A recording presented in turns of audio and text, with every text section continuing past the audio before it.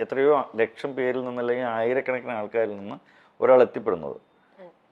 അവിടെ നിന്ന് നമ്മൾ വളരണം. നമ്മൾ ഈ കുറേ എണ്ണം പറഞ്ഞതിൽ നിന്ന് ഒരാളാകണം. അപ്പോഴാണ് നമ്മളിവിടെ ഉണ്ട് എന്ന് തീരുമാനിക്കാൻ പറ്റുള്ളൂ. സോ ഇറ്റ്സ് ഭയങ്കര റിസ്കി പരിപാടിയാണ്. ഇപ്പോഴും ആ ഒരു റിസ്കിനെസ് ഉണ്ടെന്നാണോ സാർ വിശ്വസിക്കുന്നത്? ഇപ്പൊ അതിന് കുറഞ്ഞ, കാരണം ഇപ്പം നമ്മുടെ കുറച്ചും കൂടെ നമ്മുടെ കാലഘട്ടം മാറിയല്ലോ, ഇപ്പൊ എല്ലാം അപ്രോച്ചബിൾ ആയി എന്ന് തോന്നുന്നുണ്ടോ? സിനിമയിലേക്കുള്ള എൻട്രി കുറച്ചും കൂടി ഈസി ആയിരിക്കും എന്ന് ഇപ്പോൾ തോന്നുന്നു. സിനിമയിലേക്കുള്ള എൻട്രി കുറച്ച് ഈസിയാണ് ഇപ്പോൾ, പക്ഷെ നിലനിൽപ്പ് ഒട്ടും ഈസി അല്ല.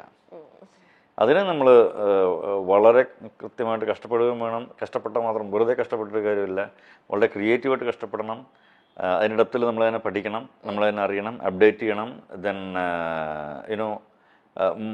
മോറോവർ അതിനൊരു ലക്ക് ഫാക്ടർ ഇസ് ഡെഫിനറ്റ്ലി. അത് എല്ലാ മേഖലയിലും ലക്ക് ഫാക്ടർ ഇസ്. ഇപ്പോൾ നമ്മൾ ഭയങ്കര കഴിവുണ്ടായിട്ട് കാര്യമില്ല, ഒരു കോവിഡ് ഒന്നെല്ലാം പോയി പച്ച പിടിച്ച് വരുന്നൊരു സമയത്ത് അതുപോലൊരു അത്തരം സാഹചര്യങ്ങൾ വീണ്ടും വരാം. ഞാൻ പറഞ്ഞില്ലേ, വേറൊരാളെ സജസ്റ്റ് ചെയ്താൽ പോയി കഴിഞ്ഞു. അപ്പോൾ അതുപോലുള്ള കാര്യങ്ങളൊക്കെ ഇപ്പോഴും, അത്തരം അനിശ്ചിതാവസ്ഥകളൊക്കെ ഇപ്പോഴും ഉണ്ട്. ബട്ട് ഫൈൻ, അതിനകത്തൊരു എന്നാലും ഇവിടെ നന്നായിട്ട് കഴിവുള്ള ആളുകളൊക്കെ ഇപ്പോഴും വളർന്ന് വരുന്നുണ്ട്, അവർ നിലനിൽക്കുന്നുണ്ട്. സോ അതുകൊണ്ട് അതിന് ഭയങ്കര ഡെഡിക്കേറ്റീവ് ആയിട്ടുള്ള ഒരു മേഖലയാണ് അത്. അത്രയും ഡെഡിക്കേഷനുള്ള ആളുകളൊക്കെ നിലനിൽക്കുന്നുണ്ട്. പിന്നെ ഇങ്ങനത്തെ തോട്ട് ആ ടൈമിൽ വന്നപ്പോൾ ആരാണ് ഫസ്റ്റ് ഒരു പുഷ് തന്നത്? Go what ever you like എന്ന് പറഞ്ഞത് ആരാണ്? ഏതിനാണ്? വിവാഹശേഷം ഇങ്ങനെ ഒരു ഗ്യാപ്പ് എടുത്ത് ഇങ്ങനെയൊക്കെ റെസ്പോൺസിബിലിറ്റി, ഇങ്ങനത്തെ ഒരുപാട് ചിന്തകൾ സാറിന്റെ തലയിൽ വന്നല്ലോ. ഡെഫിനറ്റ്ലി അന്ന് മഞ്ജു ആണ് അതിനകത്തൊരു കാര്യം. മഞ്ജു എന്ന് അങ്ങനെ പറഞ്ഞില്ലെങ്കിൽ ഞാൻ ഒരിക്കലും പോകില്ല. മഞ്ജു കുഴപ്പമില്ല, ഇവിടെ പോയിട്ട് പോവാം, ബാക്കി ഞാൻ പറഞ്ഞ സാമ്പത്തികം കുഴപ്പമില്ല, നമുക്ക് മാനേജ് ചെയ്യാം. അപ്പം നമുക്ക് ചില കാര്യങ്ങൾ വേണ്ടാന്ന് വെക്കുക, നമ്മുടെ ചില ഇഷ്ടങ്ങളൊക്കെ വേണ്ടാന്ന് വെക്കുക. അങ്ങനെ ഒരു 5-6 വർഷം ഞങ്ങളുടെ പല ഇഷ്ടങ്ങളും വേണ്ടാന്ന് വെച്ച്, യാത്രകളൊക്കെ വേണ്ടാന്ന് വെച്ച് ഞങ്ങൾ വളരെ കംഫർട്ടായിട്ട് മൂവ് ചെയ്തിട്ടുള്ളൊരു സിറ്റുവേഷൻ ഉണ്ട്. മഞ്ജു അന്ന് സീരീസ് വർക്ക് ചെയ്യുന്നുണ്ടായിരുന്നു. വീണ്ടും ജാനി ഉണ്ടായതിനു ശേഷം വീണ്ടും വർക്ക് ചെയ്യാൻ തുടങ്ങിയിരുന്നു. സോ അതിനൊക്കെ തുടങ്ങിയിട്ടേ ഉള്ളൂ. അപ്പം ഭയങ്കര ഇതല്ല. പിന്നെ അതുമല്ല, അന്നത്തെ കാലത്ത് എമൗണ്ട്സ് ഒക്കെ വളരെ കുറവാണ് കിട്ടുന്നതൊക്കെ. സ്വാഭാവികം കൊണ്ടും ഇപ്പോൾ ഉള്ള ഒരു ഫാൻസി എമൗണ്ട് ഒന്നും വന്നില്ല. അപ്പോൾ അതിൻ്റെയൊക്കെ ഭയങ്കര ബുദ്ധിമുട്ടും കാര്യങ്ങളൊക്കെ ഉണ്ടായിരുന്നു. ആ ബുദ്ധിമുട്ട് ഇപ്പോഴും നമുക്കുണ്ട്, അല്ല. ഇപ്പൊ എങ്ങനെയാ സാർ ഇപ്പൊ സേവിങ്സ് ഒക്കെ ചെയ്യാറുണ്ടോ? എങ്ങനെയാണ് സാറിന്റെ? ഇതിന് ഫ്ലക്ച്വേഷൻസ് എപ്പോഴും വരും. ഞാൻ ഭയങ്കര ബിസിനസ്സുകാരനല്ലാത്തതുകൊണ്ട് ആയിരുന്നില്ല, പക്ഷെ ഇനി അത് കുറച്ച് ചെയ്യണം. ഒട്ടും ബിസിനസ്സുകാരനല്ലാത്തത് കൊണ്ട് തന്നെ അത്തരം സേവിങ്സും കാര്യങ്ങളും ഡെഫിനറ്റ്ലി ഞാൻ ചിലപ്പോൾ അതിനകത്തൊരു ഭയങ്കര വലിയ പരാജയമാണെന്നാണ് എൻ്റെ വിശ്വാസം. പക്ഷേ ഞാൻ ജീവിതത്തിൽ അങ്ങനെ പരാജയപ്പെടില്ല എന്ന് ഉറപ്പിച്ച് വിശ്വസിച്ചിട്ടുള്ള ഒരു കക്ഷി ആയതുകൊണ്ട് തന്നെ ഞാൻ അങ്ങനെ പിന്മാറാൻ തയ്യാറല്ല. Definitely I make something. സ്വയം ഭയങ്കര കോൺഫിഡൻസ് ഉള്ള വ്യക്തിയാണോ സാർ? ഉറപ്പായിട്ടുമാണ്.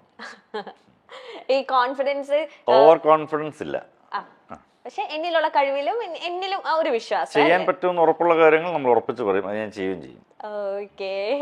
ഇങ്ങനത്തെ തന്നെ സാറിനെ പോലെ തന്നെ അല്ലെങ്കിൽ ഇത്ര കോൺഫിഡൻസ് ഉള്ള ഒരു വ്യക്തിയാണ് പൃഥ്വിരാജ് സുകുമാരൻ. ഉറപ്പായിട്ടും എന്നെക്കാളും കൂടുതൽ കോൺഫിഡൻസ് രാജുവേട്ടന് പറയുന്ന കാര്യങ്ങളെല്ലാം എന്നെക്കാളും കൂടുതൽ നന്നായിട്ട് ബിസിനസ് അറിയുകയും ചെയ്യാം. അതെ, സത്യം.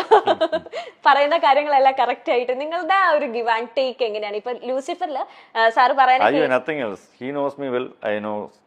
അത്രേ ഉള്ളൂ, നത്തിങ് എൽസ്. മനസ്സിലാക്കാൻ പറ്റും, ഉറപ്പായിട്ട് മനസ്സിലാവും. അത് പല സെറ്റ് ഞാൻ പല ഇന്റർവ്യൂസിൽ ഇത് തന്നെ പറഞ്ഞിട്ടുണ്ട്.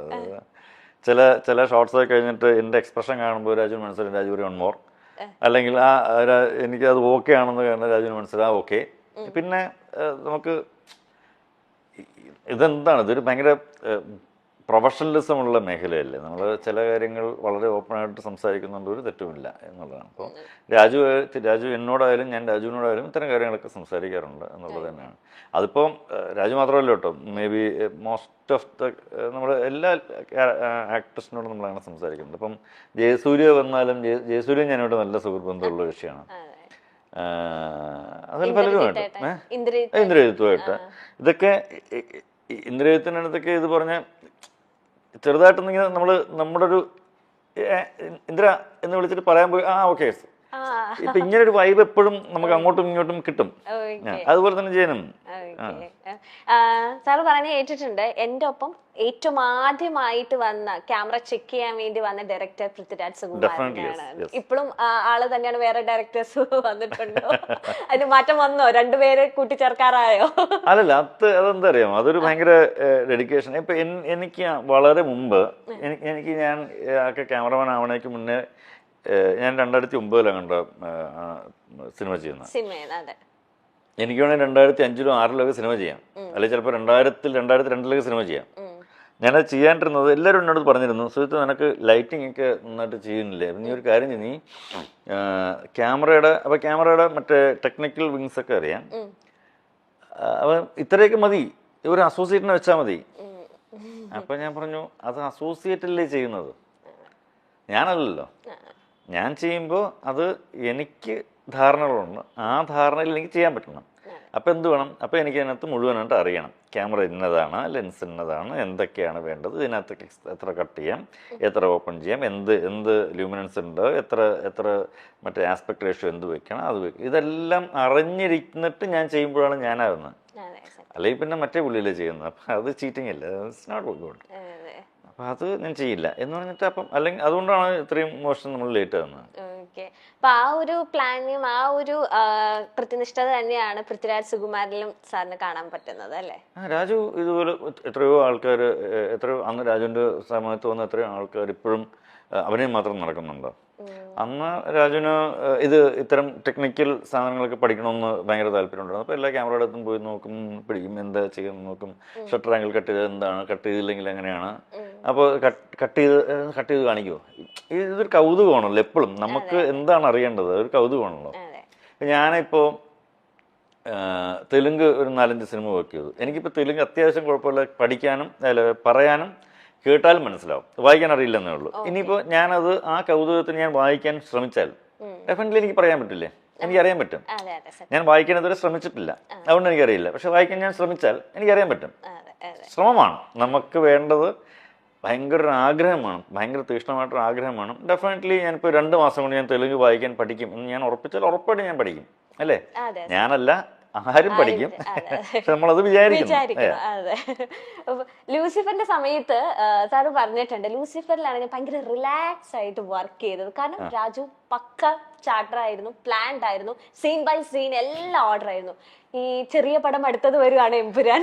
എമ്പുരാനിലും റിലാക്സ് ചെയ്ത് തന്നെയാണോ ഷൂട്ടിങ്? കാരണം ലൂസിഫർ ഞാൻ കുറച്ച് റിലാക്സ്ഡ് ആയിരുന്നു, ഇതിനൊട്ടും റിലാക്സ്ഡ് അല്ലായിരുന്നു. ഇതിന് നമ്മള് ഇവിടെ സാധാരണ വിചാരിക്കും പോലെയുള്ള സീക്വൻസുകളല്ല നമുക്ക് ചെയ്യേണ്ടി വരുന്നത്.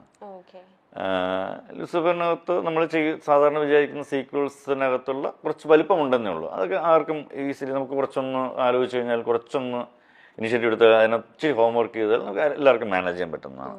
പക്ഷെ ഇത് അത്ര പെട്ടെന്ന് മാനേജ് ചെയ്യാൻ പറ്റുന്ന സീക്വൻസുകളും സിറ്റുവേഷൻസും ലൊക്കേഷൻസും അല്ല. അപ്പോൾ അതിന് കൂടുതൽ സ്റ്റഡി വേണം. അപ്പോൾ ഇതിനകത്ത് വർക്ക് ചെയ്യുന്ന രാജുവിൻ്റെ കൂടെയുള്ള സകലമായ ടെക്നീഷ്യൻസ് ഇതിനകത്ത് വളരെ ഹാർഡ് വർക്ക് ചെയ്തിട്ടുണ്ട്. ഈവൻ ഞാൻ ഉൾപ്പെടെ, അതിൻ്റെ എഡിറ്റർ ഉൾപ്പെടെ, അതിൻ്റെ അസോസിയേറ്റ് ഡയറക്ടർ വാവ ഉൾപ്പെടെ, അസിസ്റ്റന്റ് ഡയറക്ടേഴ്സ് ഉൾപ്പെടെ, നിർമ്മൽ എന്ന് പറഞ്ഞ ക്രിയേറ്റീവ് ഡയറക്ടർ ഉൾപ്പെടെ, എൻ്റെ കൂടെ വർക്ക് ചെയ്യുന്ന ഏകദേശം ഒരു 10-12 ആൾക്കാർ ഉൾപ്പെടെ, ഇത്രയും ആൾക്കാരുടെ ഭയങ്കര കോർഡിനേഷൻ ഇല്ലെങ്കിൽ ഇത് അങ്ങനെ അത്ര പെട്ടെന്നൊരു ഒരു ഒരു ഒരു വർക്കൗട്ട് ചെയ്തെടുക്കാൻ പറ്റുന്ന പ്ലാൻസ് അല്ല ഇതൊന്നും. കാര്യം നമ്മൾ ഇതുവരെ അങ്ങനെ ശീലിച്ചിട്ടില്ല, ഇതുവരെ അങ്ങനെ കണ്ടിട്ടില്ലാത്ത കുറച്ചധികം കാര്യങ്ങളുണ്ട് അതിനകത്ത്. അതൊരു ഭയങ്കര നല്ല എക്സ്പീരിയൻസ് ആയിരുന്നു. എനിവേ ഒട്ടും റിലാക്സ്ഡ് അല്ലായിരുന്നു. ഇപ്പൊ എങ്ങനെയാ അവസ്ഥ? ഇപ്പൊ ഓക്കെ. ഞാൻ പറയുന്നത് ഷൂട്ട് കഴിയുന്നവര് എല്ലാ ദിവസവും അടുത്ത ദിവസം അയ്യോ അതെന്താകും എന്നുള്ള ടെൻഷൻ ഇങ്ങനെ എപ്പോഴും കയറും. ഞാൻ ലൂസിഫർ കുറച്ച് റിലാക്സ്ഡ് ആയിരുന്നു എന്ന് പറഞ്ഞത് നമ്മുടെ കൺട്രോളിൽ നിൽക്കുന്നുള്ളതുകൊണ്ടാണ്. അങ്ങനെ റിലാക്സ് പറഞ്ഞാൽ ചില്ല് ചെയ്ത് ഷൂട്ട് ചെയ്തു എന്നുള്ളതല്ല. മനസ്സിലായി. അങ്ങനെ ഒരു നല്ല ടീം ഉള്ളത് കൊണ്ടാണ് അതിന് എക്സിക്യൂട്ട് ചെയ്യാൻ പറ്റുന്നത്.